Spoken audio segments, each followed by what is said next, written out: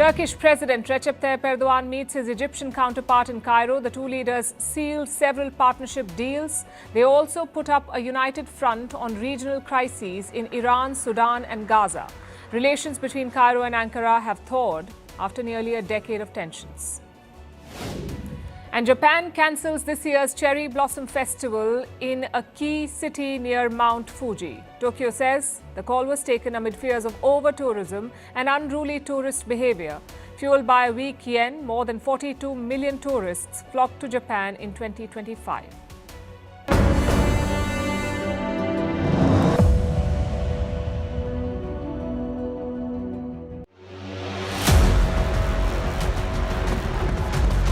Economy.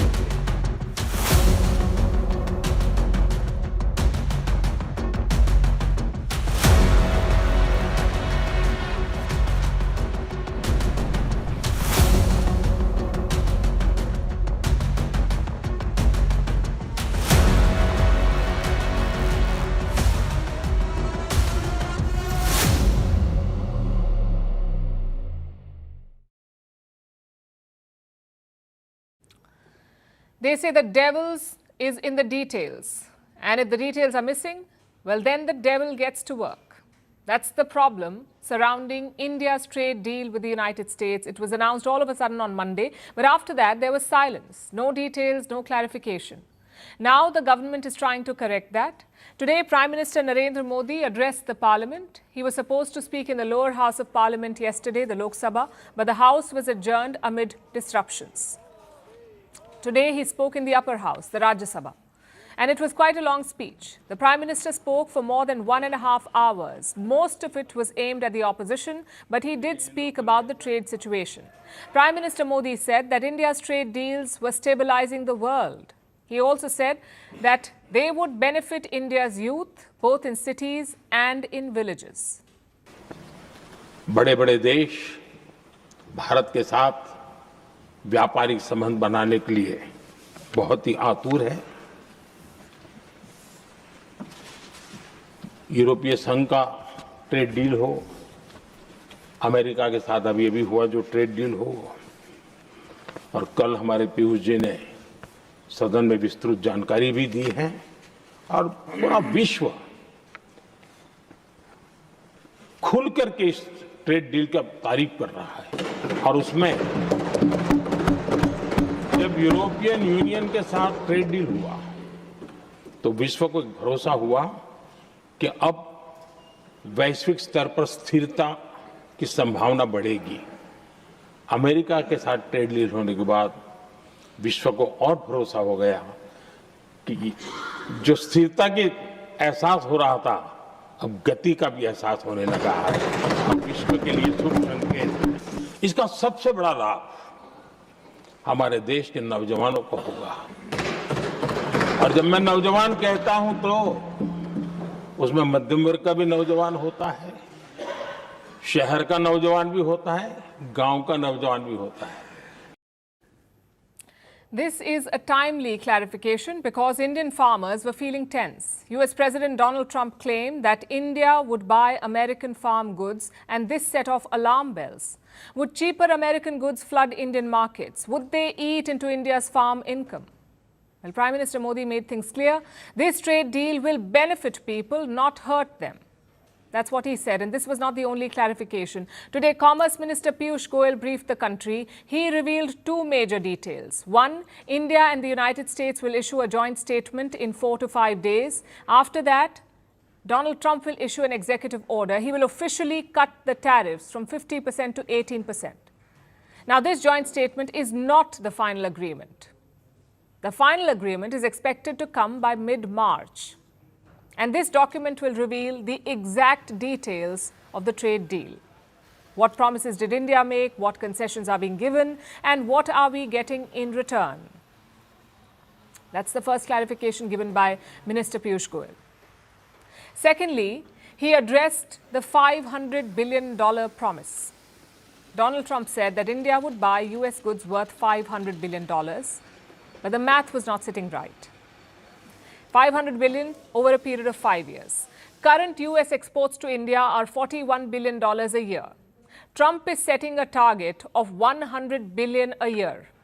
That's effectively what he's asking for. $100 billion a year is what India will buy from the US, meaning India has to more than double its imports from the United States. At first glance, this looks challenging. How do you take it from 41 to 100 billion? But the Commerce Minister sounded confident. Listen to what he said.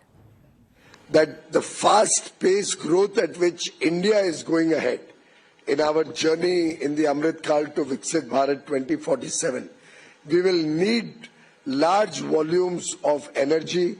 We will need large number of data center equipments, ICT products, and therefore, when we estimated what we will need from the USA, we came to a figure of at least $500 billion. We can clearly see before our eyes as potential that we can procure from the United States of America over the next 5 years. Our aircraft demand alone, orders placed on Boeing and yet to be placed but ready, are nearly $70–80 billion. If you add the engines and other spare parts, it will probably cross $100 billion. So India is thinking long term. We need to buy energy, machinery and aircraft anyway, so might as well buy from the Americans. It's good that the government is revealing more details because slowly a picture is emerging, a picture of what this deal could look like. But one issue is still pending. On one issue, there's still no clarity, and that is Russian oil. US President Trump says Prime Minister Modi promised to cut off Russian oil purchases. Today, India's Foreign Ministry was asked about this. Insofar as India's energy security or energy sourcing is concerned, the government has stated publicly on several occasions, including me here, that ensuring the energy security of 1.4 billion Indians is the supreme priority of the government. Diversifying our energy sourcing in keeping with objective market conditions and evolving international dynamics is at the core of our strategy to ensure this. All of India's decisions are taken and will be taken with this in mind. No confirmation or denial. And what is Russia saying? Well, they say they have no reason to believe that India is changing its approach. India's position is well known. It has been repeatedly indicated by the Indian leadership both publicly and in talks with Russian colleagues that when it comes to foreign economic cooperation, New Delhi is guided exclusively by its interests and takes sovereign decisions based on commercial feasibility. We have no reason to believe that our Indian friends have reconsidered their approach. This situation is ripe for confusion. So it is important to stick to the official statements. Until the ministers say it, until we see it on a document, do not jump to conclusions. Because remember, this is a multi-billion-dollar deal. It's a deal between the biggest and the fourth biggest economy in the world. So any confusion or misinformation could rattle the markets. Just look at this report in the Bloomberg. It says India's National Security Advisor Ajit Doval visited Washington in September, and look at the details. This report says Doval told the Americans that India would not be bullied by Trump, that if needed, India would wait out the Trump term. Now, this is very blunt language. It's unusually blunt for Indian policymakers. And now we know why.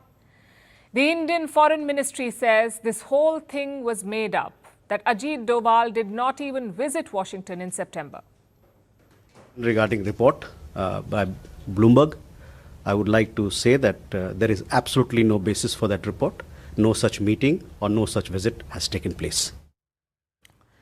Do you see the problem here? The stakes are too high for speculation and fake news. We need to be patient and measured. Yes, there are some information gaps, but thankfully the government now seems to be working to address that. What's more, we have a timeline. A joint statement should come next week and a full agreement by mid-March. Let's see what those documents reveal.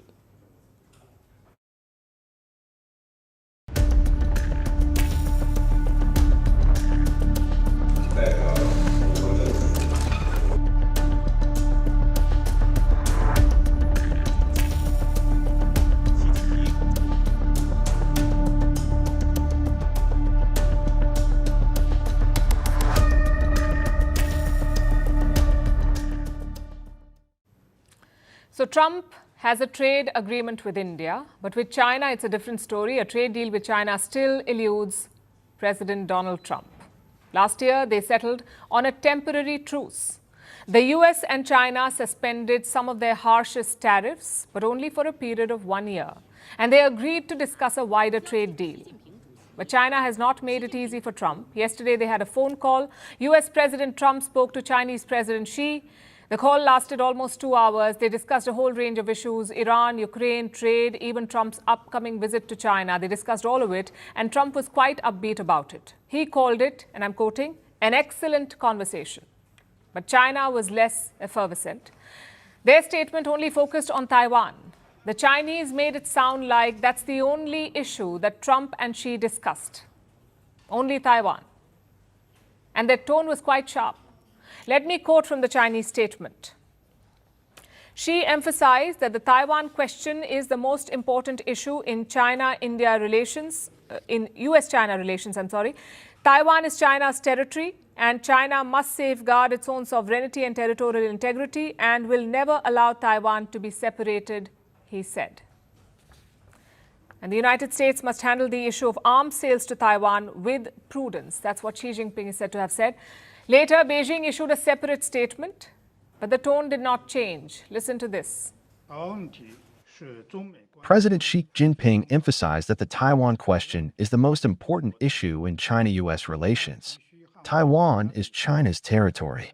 China must safeguard its own sovereignty and territorial integrity and will never allow Taiwan to be separated from the motherland. The United States must handle the issue of arms sales to Taiwan with prudence. President Trump said that he understands China's concerns over Taiwan and is willing to continue communication with China and keep the US-China relationship in good shape during his presidency.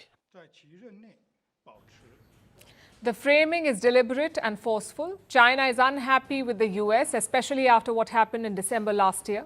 In 2025, the US approved a new arms package, a package for Taiwan. They're giving weapons worth more than $11 billion. Of course, China did not like that, and yesterday Xi Jinping showed his displeasure in the phone call with Trump. What was Trump's response? We do not know. His public statement made no mention of Taiwan. So that's a very significant gap in their versions. Trump may sound optimistic, but there's clearly unresolved tension here. Plus, the competition between Washington and Beijing is intensifying. This week, the US has launched a new initiative.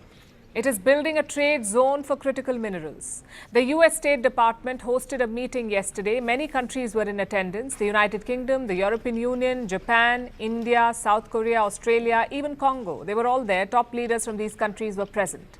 India was represented by S. Jaishankar, the External Affairs Minister.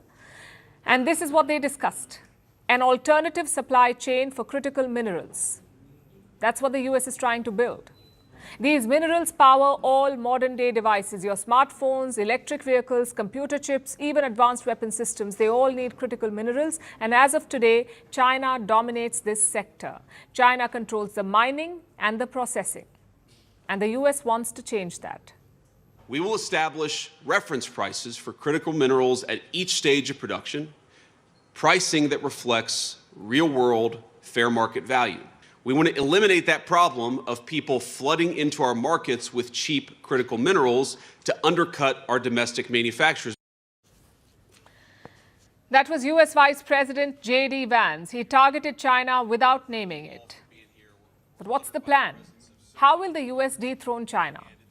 Reports say they're looking to deploy hundreds of billions of dollars. This money will go into mining projects. The idea is to develop multiple projects and to cut reliance on a single supplier, because China has been leveraging its dominance. It has tightened control over rare earth exports. Beijing has introduced new rules for suppliers. They now need government approval to export rare earths. And this shift is deliberate. So the US is working on countermeasures. It is rallying its partners and offering ways to expand rare earth supplies. Not because the Americans are the good guys, but because they cannot do it alone right now. Washington's efforts, make no mistake, are driven by self-interest. Alternative supplies will strengthen America's hand. They will build options for President Trump, and they will give them bargaining power against China. Nonetheless, it's a welcome step for the world. Everyone will benefit if the supply chain is diversified. It will be worth tracking how the US and China play this game, how they manage their differences as the contest heats up.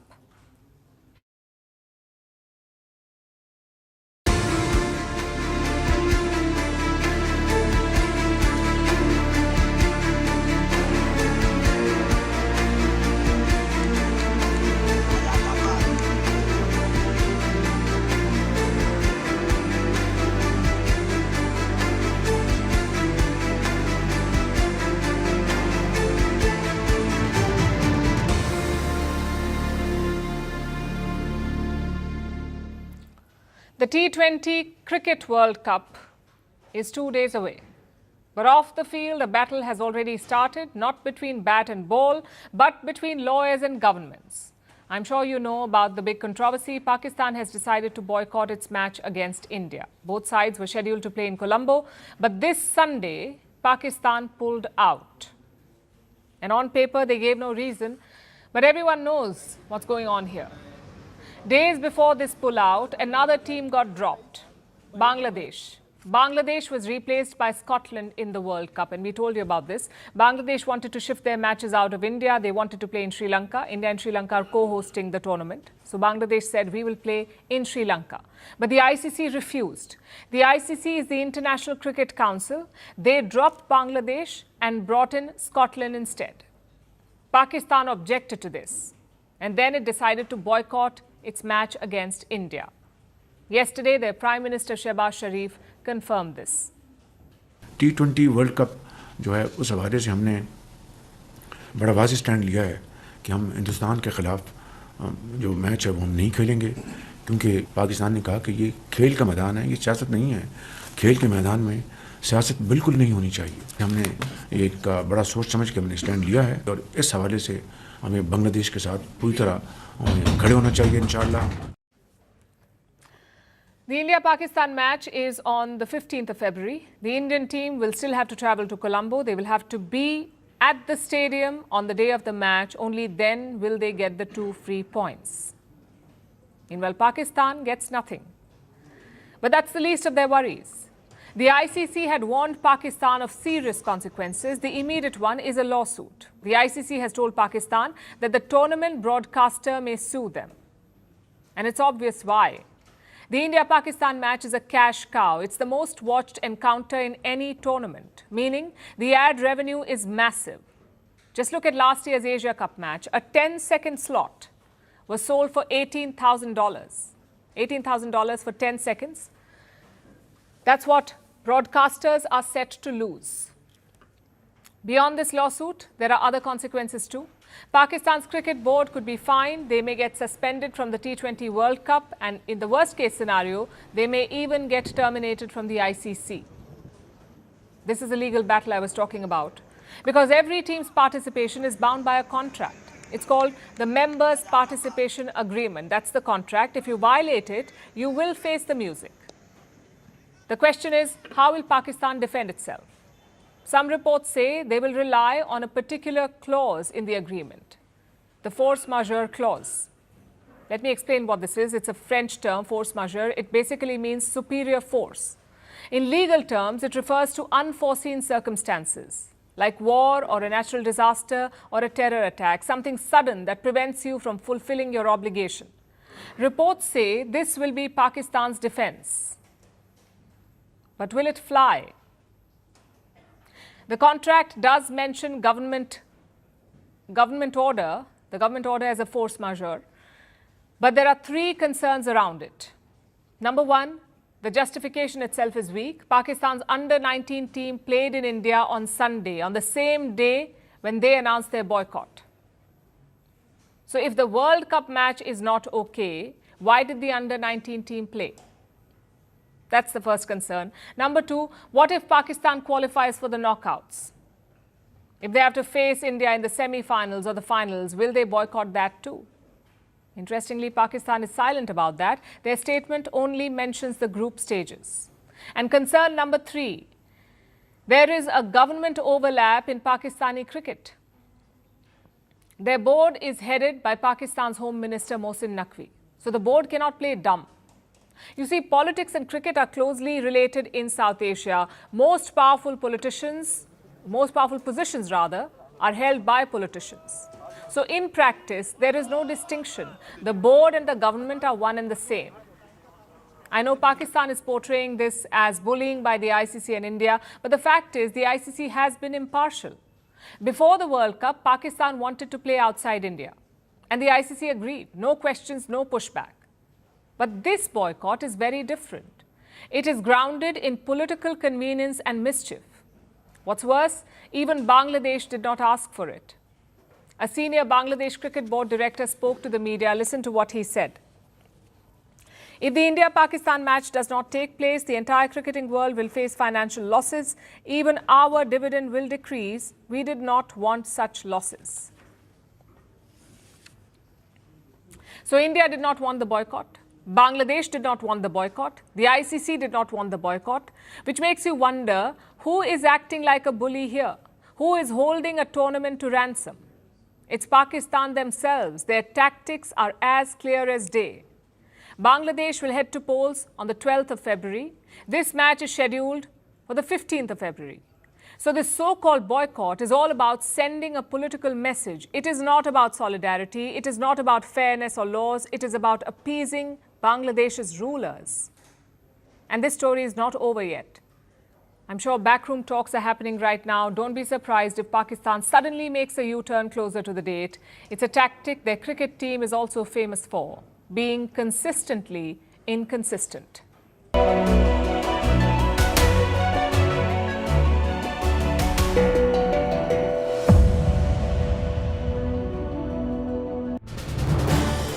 This is News 18 Network.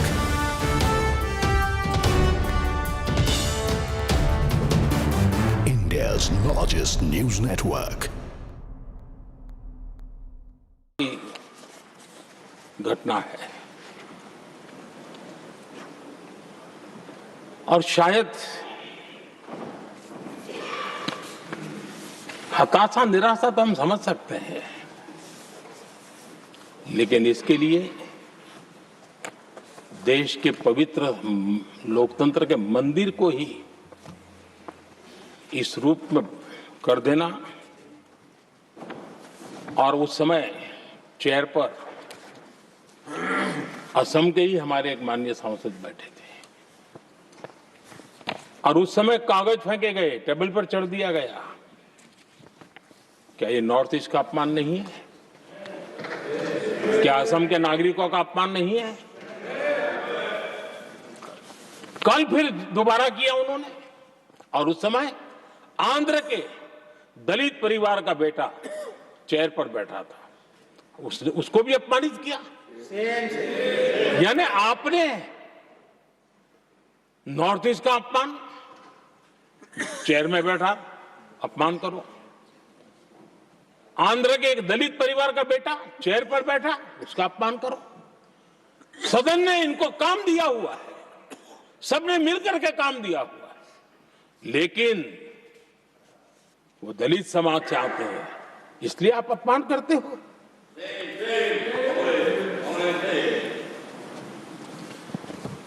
और ऐसा लगता है कांग्रेस के लोगों को असम की जनता के प्रति बड़ी नफरत है। उनको लगता है कि उसकी जनता ने उनका साथ छोड़ दिया, मतलब उनके दुश्मन हो गए। क्या कभी लोकतंत्र में ऐसे सोचते हैं क्या? मुझे तो तब बहुत पीड़ा हुई थी जब भारत रत्न भूपेन हजारिका जी, जो कि इस देश के बहुत ही सम्मानीय व्यक्तित्व है जी, आज भी घर घर में उनको स्मरण करते हैं लोग। उनके प्रति जो भक्ति का भाव है आप कल्पना नहीं कर सकते, लेकिन उनको इसकी भी कोई परवाह नहीं है। और जिस प्रकार से, और हमारा सौभाग्य था कि हमने भूपेन हजारिका जी के देश के लिए जो उनका योगदान था, नॉर्थ ईस्ट जैसे इलाके से पूरे देश को अपने वाणी से, अपने विचारों से, अपनी अभिव्यक्ति से बांध के रखा था। हमने भारत रत्न देने का निर्णय किया,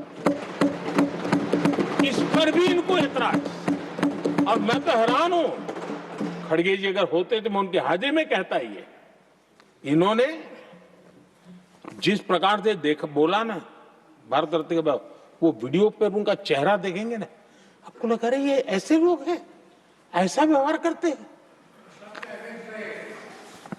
और ये कहा, अरे ये तो एक सिंगर थे।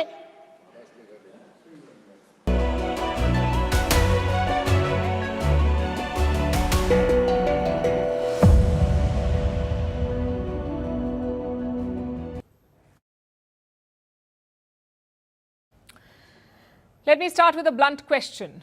Can a Prime Minister fall not because he did something illegal, but because he trusted the wrong man? It's a question that Britain is grappling with. Their Prime Minister Keir Starmer is under pressure thanks to the Epstein files. Starmer is not named in the Epstein files. He is not accused of abuse. He is not accused of taking money. And yet, his leadership is wobbling. His party is furious and Westminster smells blood. So will it end up taking Keir Starmer's job? The victims of Epstein have lived with trauma that most of us can barely comprehend. And they've had to relive it again and again. They have seen accountability delayed and too often denied. To them, I want to say this. I am sorry. Sorry for what was done to you. Sorry that so many people with power failed you. Sorry for having believed Mandelson's lies and appointed him. And sorry that even now you're forced to watch this story unfold in public once again.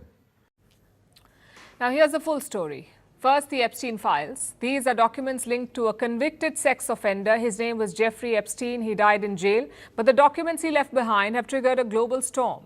The files link America's rich and powerful to Jeffrey Epstein. They expose a network of sex trafficking and abuse. The U.S. Justice Department is investigating this. They've released millions of pages linked to the probe. Many of these documents mention powerful people, politicians, business leaders, and celebrities. And one of those names was Peter Mandelson.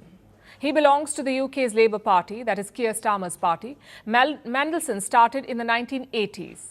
He played a key role in the new Labour movement. He's a party heavyweight, almost like a power broker. He helped build the modern Labour Party. And why is he under pressure? He's under fire, in fact, because documents released last week show emails. Mails that Mandelson wrote to Epstein. Mails in which he calls Jeffrey Epstein his best pal.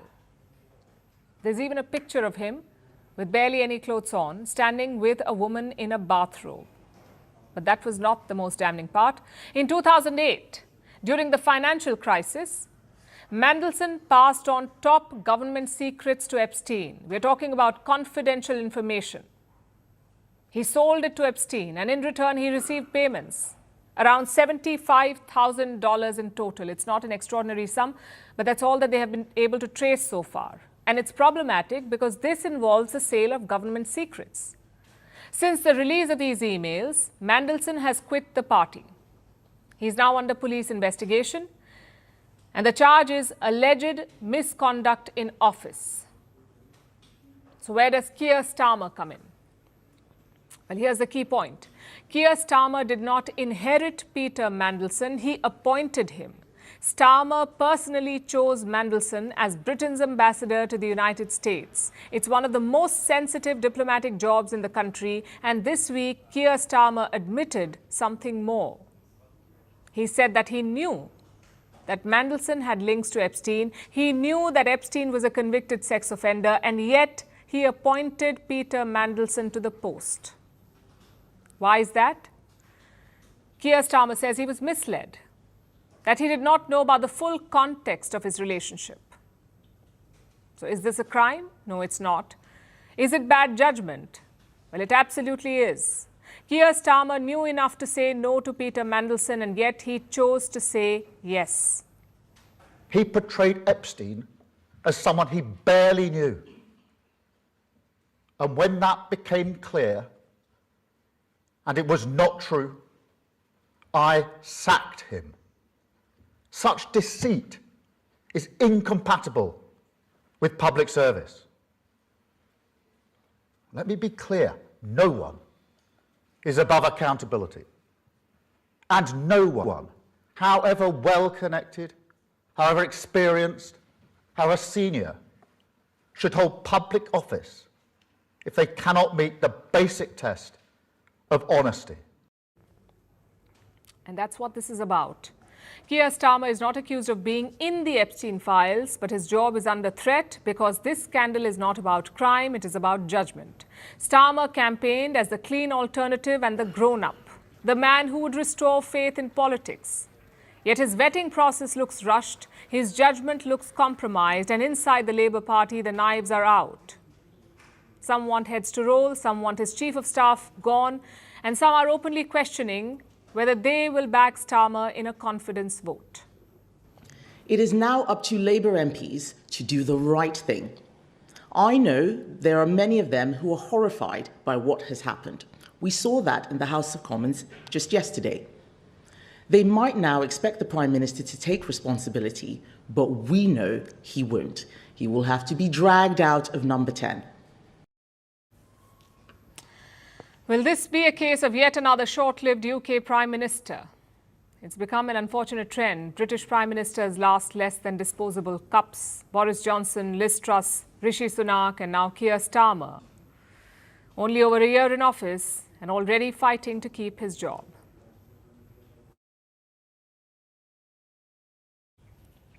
It is the season of trade deals. After the European Union and the United States, India is chasing another deal. This time it's with the Gulf nations of West Asia. The talks began today.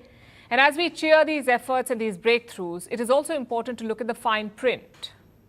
Because the big numbers always sound impressive. But as we keep saying, the devil is in the detail.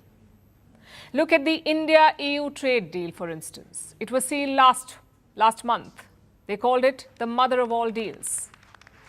Prime Minister, distinguished friend, we did it. We delivered the mother of all deals. We are creating a market of 2 billion people. And this is the tale of two giants, the world's second and fourth largest economies. Two giants who choose partnership in a true win-win fashion.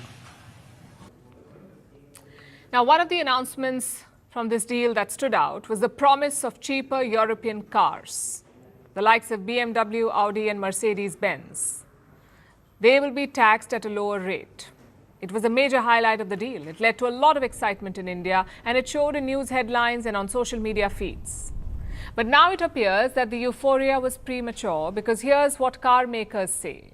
Prices are not coming down anytime soon. Let me explain why.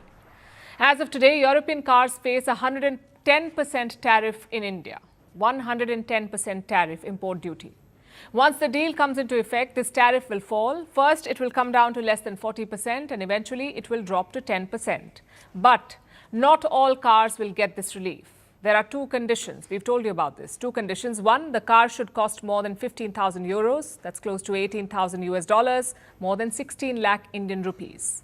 They will see a tariff cut. And two, there's a quota of 250,000 cars. Every year, only 250,000 cars will get this tariff relief. The rest will face the high tariff.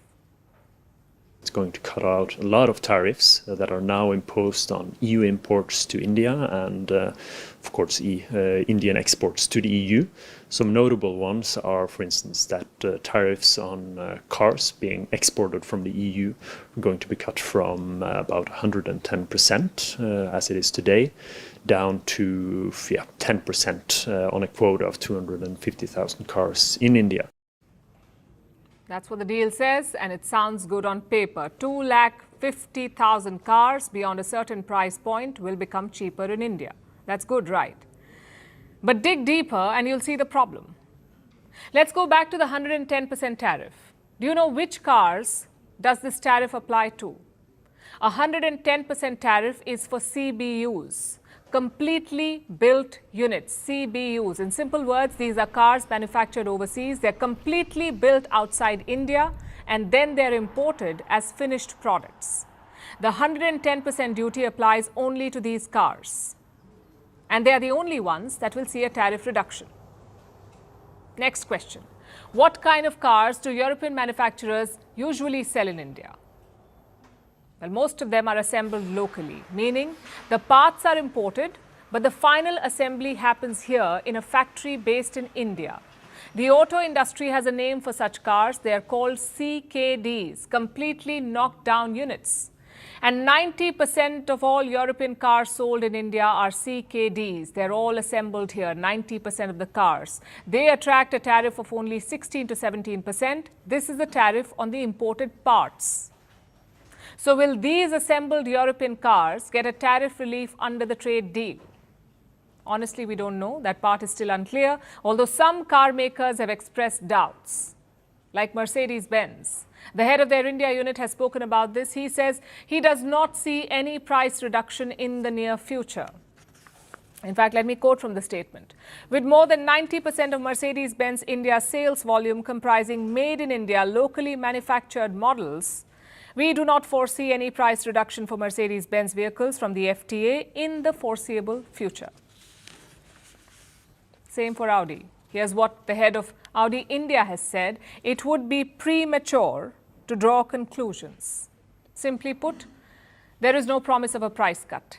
So if you're planning to buy one of these cars, a Mercedes, an Audi or a BMW, and you're waiting for the new tariffs to kick in the hope of a cheaper car, we say don't wait. Chances are the prices will not come down. Having said that, the market is still opening up. Soon after the trade deal was announced, India lowered tariffs for certain high-end cars. The duty was cut sharply from 110% to 30%. This applies to a specific category of vehicles, cars priced between 35,000 and 50,000 euros. They will be charged a 30% duty. But imports are capped at 33,000 units per year. So lower taxes for a certain number of cars that cost between 35 to 55 lakh Indian rupees. Similarly, for cars priced above 50,000 euros or 55 lakh rupees, the import duty has been slashed to 30%. These imports will also be capped at 33,000. Now, this price bracket covers high-end cars, ultra-luxury models of brands like Mercedes, BMW and Audi, which are not assembled in India and not sold here in high numbers. It also applies to supercars, brands like Lamborghini and Ferrari. These vehicles are still not assembled locally, and they might see some price cuts. So this is not the big bang reform or price cut that many had hoped for. It's not like Indian roads will fill up with Mercedes and BMW cars. It is just a beginning. It's also, more importantly, a reminder that trade deals can unlock opportunities. They can create the right conditions for businesses. But what happens after that depends on industry choices, on whether they are willing to take the plunge. I guess that is the real test for any trade agreement.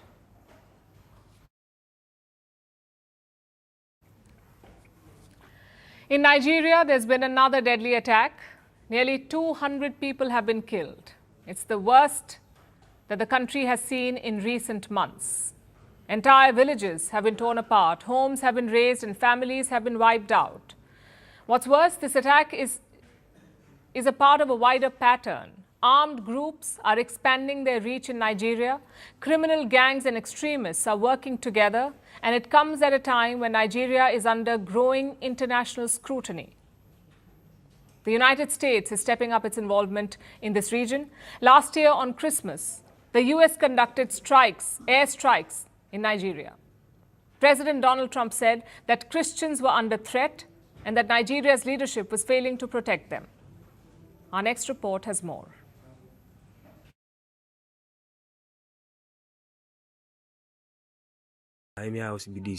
Nigeria has been hit by one of its deadliest attacks in recent months. Gunmen stormed 2 villages. They struck on Tuesday evening. The targets were Woro and Nuku. Both are in Kwara State. This is western Nigeria. The death toll is severe. A local lawmaker said at least 162 people were killed. But many claim the actual casualty count is much higher. Homes were burned, shops were looted, and entire communities have been left devastated. The scale of the violence has shocked the country. But it did not come out of nowhere. Nigeria is facing overlapping security crises. The country is battling multiple threats at once: Islamic militant insurgencies and criminal gangs, kidnappings for ransom, armed raids on villages. For years, so-called bandits operated mainly in northwestern Nigeria, but that is changing. These groups are moving into new regions, including Kwara State. Several extremist groups are active in Nigeria. The most notorious is Boko Haram. It emerged in 2009. Its aim was to fight Western education and impose its version of Islamic law. Just last week, Boko Haram killed at least 36 people. Those attacks happened in northeastern Nigeria. Other groups are also operating. Some are linked to the Islamic State.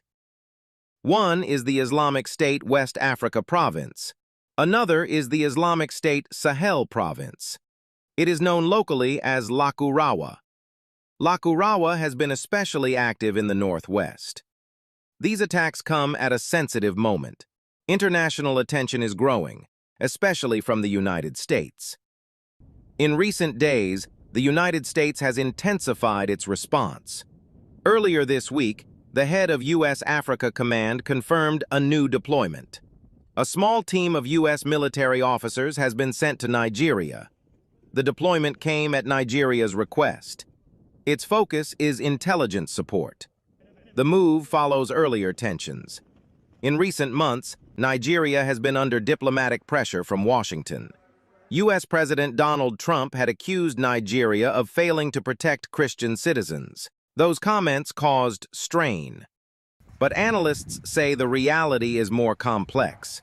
Christians have been targeted, but most victims are Muslims, especially in the north, where most attacks occur. Diplomatic tensions have since eased. They have shifted into cooperation.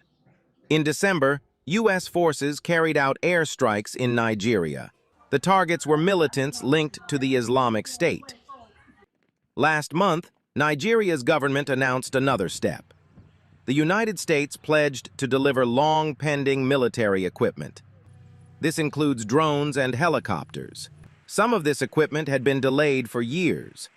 The delays were linked to human rights concerns about Nigeria's security forces.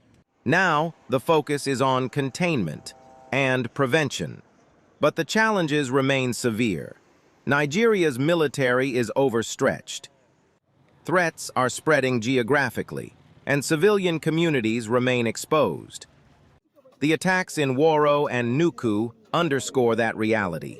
They show how fragile security has become and how deadly the consequences are. For now, no arrests have been announced. No clear claim of responsibility has emerged. What remains are the bodies, the destruction, and unanswered questions about how to stop the next attack.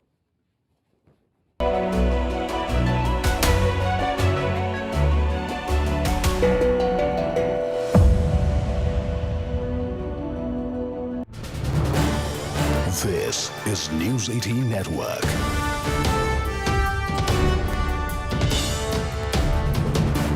India's largest news network. घटना है और शायद हताशा निराशा तो हम समझ सकते हैं, लेकिन इसके लिए देश के पवित्र लोकतंत्र के मंदिर को ही इस रूप में कर देना, और उस समय चेयर पर असम के ही हमारे एक माननीय सांसद बैठे थे, और उस समय कागज फेंके गए, टेबल पर चढ़ दिया गया। क्या ये नॉर्थ ईस्ट का अपमान नहीं है? क्या असम के नागरिकों का अपमान नहीं है? कल फिर दोबारा किया उन्होंने, और उस समय आंध्र के दलित परिवार का बेटा चेयर पर बैठा था, उसको भी अपमानित किया। यानी आपने नॉर्थ ईस्ट का अपमान, चेयर में बैठा अपमान करो। आंध्र के एक दलित परिवार का बेटा चेयर पर बैठा, उसका अपमान करो। सदन ने इनको काम दिया हुआ है, सबने मिलकर के काम दिया हुआ है, लेकिन वो दलित समाज चाहते हैं, इसलिए आप अपमान करते हो।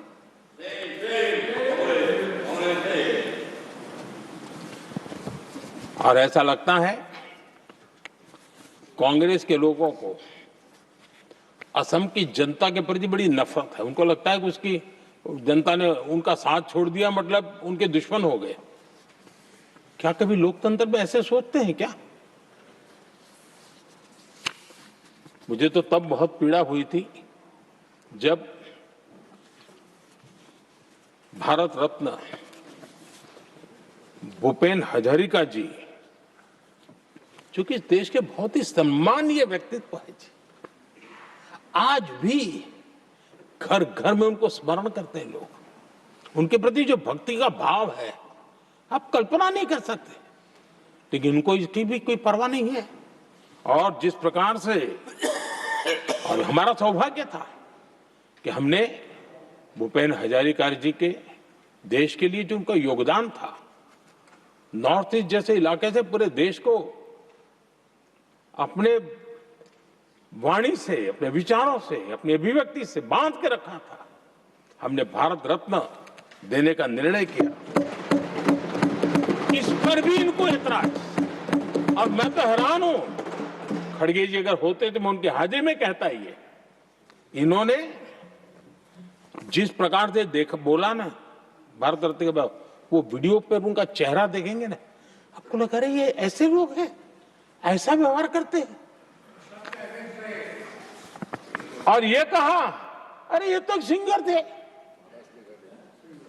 मैं समझता हूं कि एक किसी का भी अपमान करने में कभी भी पीछे नहीं रहते हैं। उन्होंने भूपेन हजारिका जी को भारत रत्न दिया, उसका भी विरोध किया। ये पूरे असम का विरोध है, पूरे देश के कला प्रेमियों का विरोध है। और मुझे पक्का विश्वास है असम कभी भी इस अपमान को भूलने वाला नहीं है।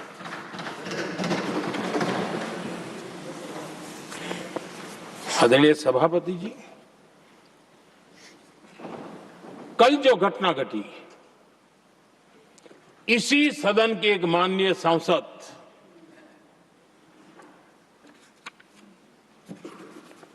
कांग्रेस के शातिर दिमाग जिनका है, ऐसे एक युवराज ने उनको गद्दार कह दिया।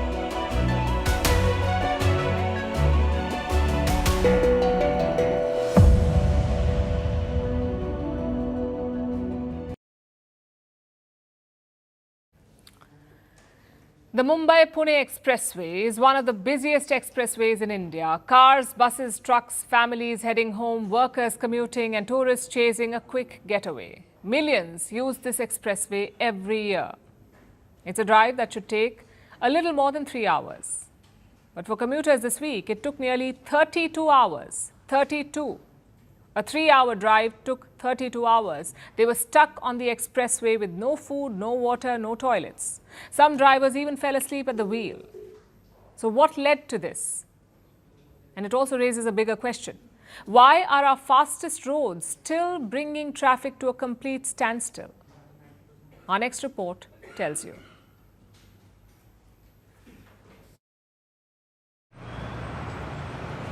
Six lanes. Concrete roads. This is a drive that's supposed to take 3 hours. But suddenly, it lasted 32 hours. No toilets, no water, and no food. This isn't a dystopian movie. This was the Mumbai-Pune expressway this week. It started on Tuesday evening around 5:15 p.m. in the Khandala Ghat section near the Adoshi tunnel. A tanker carrying highly flammable propylene gas loses control on a downward slope. It overturned and gas starts leaking. One spark, and you're talking about a major explosion. So authorities shut down the entire road. And just like that, one of India's busiest expressways turned into a parking lot. We have been stuck since afternoon in Pune itself. There has been no information from the police at all, proper information regarding the traffic situation, what's going on over there, what has happened, and what precautions we should be taking ahead. Should we travel further or not? None of the information was given to us. So we started our journey again in the morning. We came to the toll. They are not even stopping us before the toll as well. They are deducting the tolls and sending us ahead to get stuck over there again. So this is the situation over here. We have got stuck again. Soon it was a nightmare. On an average day, 1 lakh vehicles used the Mumbai-Pune expressway. Once traffic stopped, there was nowhere to go. No exits, no service lanes, and no space to turn around. Within hours, the jam stretched 20 to 22 kilometers. People rationed water. They skipped meals. Elderly passengers complained of dehydration and anxiety. Children spent the night inside cars. Some drivers literally fell asleep at the wheel when traffic finally restarted. Police had to knock on windows at 2 a.m. to wake people up and move traffic. So why did it take 32 hours? Because removing a leaking gas tanker is not like towing a broken car. One wrong move could have triggered disaster. Gas had to be slowly transferred, safely neutralized, and only then could cranes move the tanker. Public safety came first, but the cost was paid by commuters. And this isn't just a Pune-Mumbai story. Because this exact story is playing out across India. Let's jump 1,500 kilometers north to Manali. Commuters traveled 15 kilometers in 10 hours. Tourists were stuck overnight in sub-zero temperatures. People abandoned vehicles and walked downhill on ice. Why? Because everyone wanted snowfall at the same time on the same 2-lane mountain road. But haven't we built more roads? Yes, and here's the irony. India now has the second largest highway network in the world. Over 1.46 lakh kilometers of national highways, from 6-lane corridors, expressways to smart highways. But here's the catch. More roads don't automatically mean less traffic. Because while roads expanded, vehicles exploded. India now has over 300 million registered vehicles and traffic doesn't spread evenly. It piles up in cities, corridors, tourist hotspots. An average Indian in a major city spends 100 to 170 hours every year stuck in traffic. That's 4 to 7 full working days. Right now, there are 3 big problems. 1. We react after disaster strikes, not before. There are no quick diversion plans or emergency holding zones. Not even basic facilities for stranded commuters. 2. We treat highways like magic solutions, but forget last-mile planning, exits, public transport links. And 3. We underestimate crowd behavior. So what's the solution? There's no single fix, but there are clear lessons, like emergency protocols for expressways, portable toilets, water tankers, food access, and stricter movement controls during peak tourist rush are some things we can start with. Because India is building faster than ever. But unless we learn to move smarter, we'll keep spending our lives staring at brake lights. And now it's time for Vantage Shots, images that tell the story. A dancing robot becomes the main attraction at the China House in Milan. A rare phantom jellyfish the size of a school bus was spotted in Argentina's deep sea, and videos from the International Space Station show rippling auroras. Finally, we are taking you back in history. On this day in 1907, the world's first synthetic plastic was invented. It was called Bakelite. This ushered the age of plastic. It was used to make everything from jewelry to washing machines. We are leaving you on that note. Thank you for watching. We'll see you tomorrow.